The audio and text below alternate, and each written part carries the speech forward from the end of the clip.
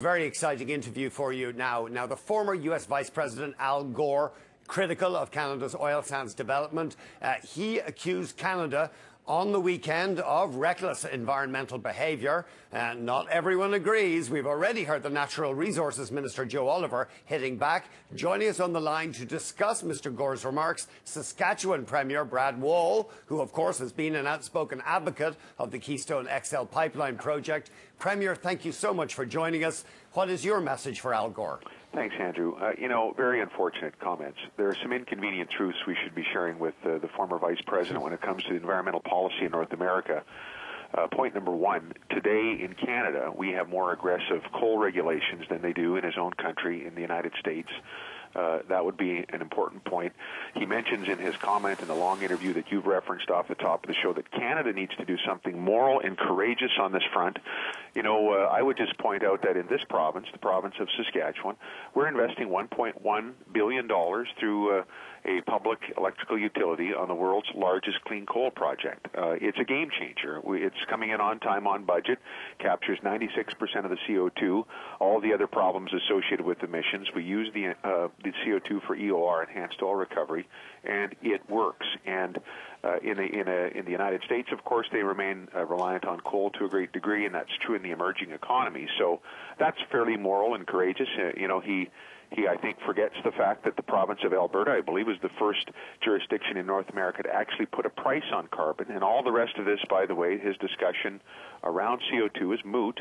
Without a price, we're going to go down that same road in terms of our own greenhouse gas regulation. So, there's just so much in his comments that, frankly, don't contribute to the discussion, that aren't really based on fact or a great knowledge of what we're trying to do here. While we admit, by the way, in Canada, we need to do more, that's a far cry, by the way, from other sources of oil in the world that the United States relies on, that present greater questions of morality and courage, frankly, than oil from Canada. Premier, could I cut you off for a second there? You say putting a price on carbon, a carbon tax, whatever you want, a cost of emitting carbon is central to any kind of greenhouse gas policy. But the federal government has not done that. They've dragged their feet. They've called it a carbon tax, attacked the NDP over it. So might Mr Gore have the germ of a point there? Well, the point is, though, that the first price in North America for carbon from a government was from Alberta. And theirs is 15, and some people can argue about whether that was high enough or whether it was too low. The bottom line is that's where it happened first. It didn't happen in the United States during the Clinton-Gore years, for example, in any jurisdiction, federal or subnational. It happened here. We're going to head down the same road because the federal regulations allow for provincial equivalency. And what the Alberta model provides for their economy, and it will for ours as well, is that those who emit have to pay, and they pay into the fund, the technology fund, to deal with the problem, not cap and trade, which is really a tax, but a fund that actually deals with the problem, and that money stays in the jurisdiction. In the case of Alberta, it stays there. In the case of our province, it'll stay here. Premier Wall? Yes. It's Jim Doak. Have we Canadians made a mistake? Have we cheapened our response by responding to every ex-politician or teenager on Twitter and Facebook about Keystone? If we'd had a strong, unified response from the beginning, build this pipeline, and then remain silent, would we be farther ahead today getting Keystone approved? No, I don't think so. I think, first of all, we should have made a more compelling argument from the very beginning, and that's government's responsibility, and that's also the responsibility of companies. You make the case at the outset. But in this particular age of sort of immediate and what's the most gratifying source of news and social media, you've got to be ready to respond, because so much of what we hear from those who have currency perhaps as celebrities is just not based on fact. And the same is true for ex-politicians. So I think it's both.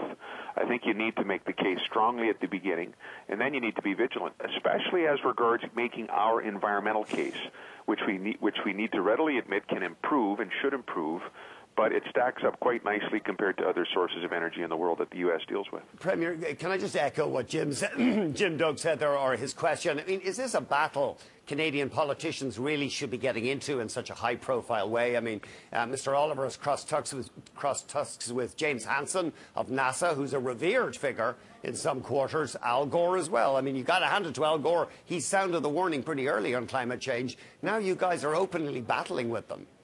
But I think the point is on this one we have to be a little un-Canadian, and we have to make the case aggressively. It doesn't matter necessarily whether it's from the EPA or from current elected officials. If the voices against Canadian energy into the U.S. market, the voices against Canadian energy development, sustainable energy development, are loud because of celebrity or their status as former politicians, we should engage. We should be making the point, and it doesn't necessarily have to be simply talking only about the economics or the energy. My point has been we have an environmental record. We have a large clean coal project here that we've invested in that is going to hold, we believe, great results. We should tell the Americans that we're serious about the issue so they know it, and we need to respond when some of these comments are made. Premier, we'll have to leave it there. Thank you very much indeed for joining us. Have a great day. Premier Brad Wall of Saskatchewan, and we really do appreciate him joining us at short notice.